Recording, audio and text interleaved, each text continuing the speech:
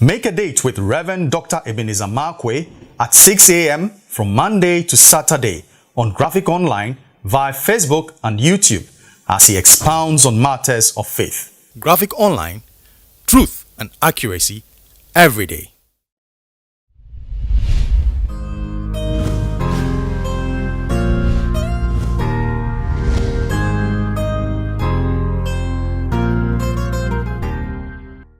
My name is Reverend Dr. Ebenezer Markwei of Living Streams International, bringing you matters of faith on Graphic Online. I've been looking at the issue of forgiveness, and Jesus made a statement and that statement, I must admit, rocked me a little bit. Luke 23:34. Here is Jesus on the cross. Now, a kangaroo court had tried him, that is a court with unequal hands. You know, a kangaroo court had tried him. Wicked people had sentenced him. They had accused him of what he had not done, and also they had driven nails through his hands. And not just that, but also on the cross, in pain and screaming, in agony, his body racked with pain, he cries out he said, "I thirst." And they gave him vinegar and a sponge. Then Jesus looks at all of them with the mockery, the pain and everything that he was going through. And then Jesus said a prayer to God. And to be honest with you, I'm not too sure that I have reached that stage yet. Because if I were Jesus on the cross, I would have said a lot of things. God punish you. May God reward you. May God do this. May God do that. Because why are you inflicting this pain, an undeserved pain, upon me? A crime I had not committed, and yet you're treating me this way. My body will be filled with pain. My mind will be filled with anguish. And of course, my tongue and my lips are going to utter judgment and condemnation. But look at what Jesus did. He said a prayer. He said, "Father, forgive them, for they don't know what they are doing." Oh, wait a minute. Father, forgive them, for they don't know what they are doing. What are you saying? That the people who were killing Jesus didn't know what they were doing? That the people who went to trial and accused him wrongly didn't know what they were doing?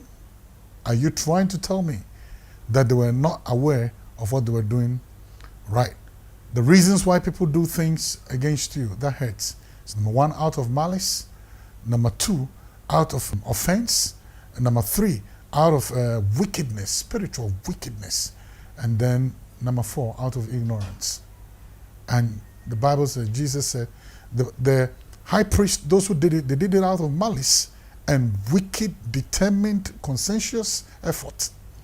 Pontius Pilate and Herod knew he was not guilty.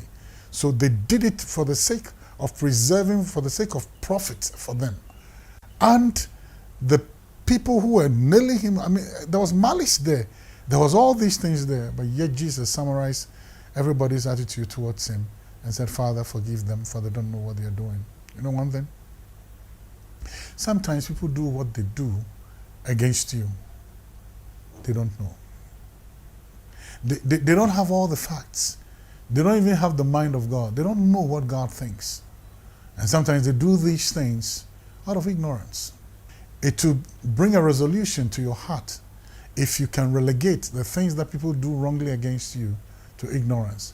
Not that they are not aware, they are aware, but it's still ignorant. Why? Because they are not ignorant. They are ignorant of the intentions of God. Why? Because they don't know the plan of God. Why? Because they are serving other people's purposes.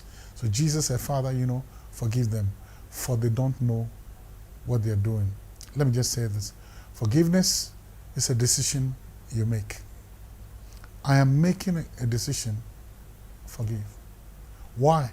Because I don't want to carry the load or the burden of unforgiveness around. It is very important for me, because forgiveness, to err is human and to forgive is divine. And my personal prayer life, when Jesus said, when you pray, say to God, "And forgive my trespasses, as I forgive other people's trespasses." So guess what? I don't want God to hold anything against me, so I'll forgive you. It doesn't mean God will not deal with you. He may deal with you.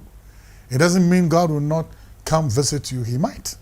It doesn't mean that the seeds you sow, you get a crop failure. You may get a crop failure. But I have removed the responsibility of whatever happens to you today or tomorrow, or never happens to you. I've removed myself from the equation. I'm no longer a factor because I'm dusted and done. I closed the chapter and I moved on. So it is in your interest. Sometimes when you don't have a full grasp of everything, and you don't even understand where they're coming from, just say this and make that decision and say, Father, forgive them, for they don't know what they are doing. Sometimes men are ignorant of the purposes of God. So you know what? Forgive and move on. God bless you. See you next time.